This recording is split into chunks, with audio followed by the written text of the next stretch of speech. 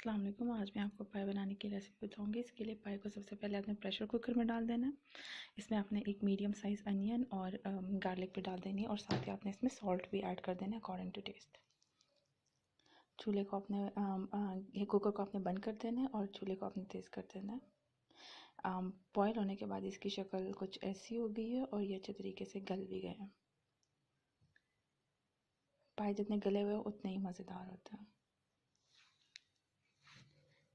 इसके बाद आपने कम से कम घी ऐड करना है फ्राइंग पैन में। आपने कोशिश करनी है कि कम से कम जितने में आप बना सकते हो आप बनाओ, क्योंकि पाए में ऑलरेडी बहुत ज़्यादा ऑयल होता है। इस पर आपने 2 मीडियम साइज़ अनियन को फ्राई कर देना है।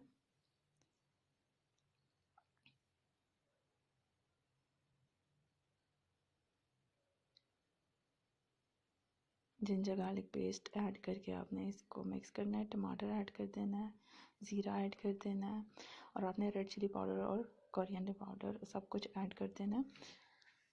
हल्दी भी आपने साथ ही ऐड कर देनी है और देन आपने इसको बॉईल किए हुए पाए के ऊपर डाल देना और इसको बॉईल करना है।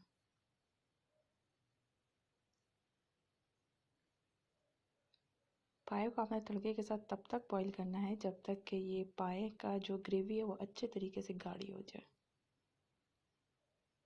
और हमारे मज़ेदार से पाए बिल्कुल तैयार है।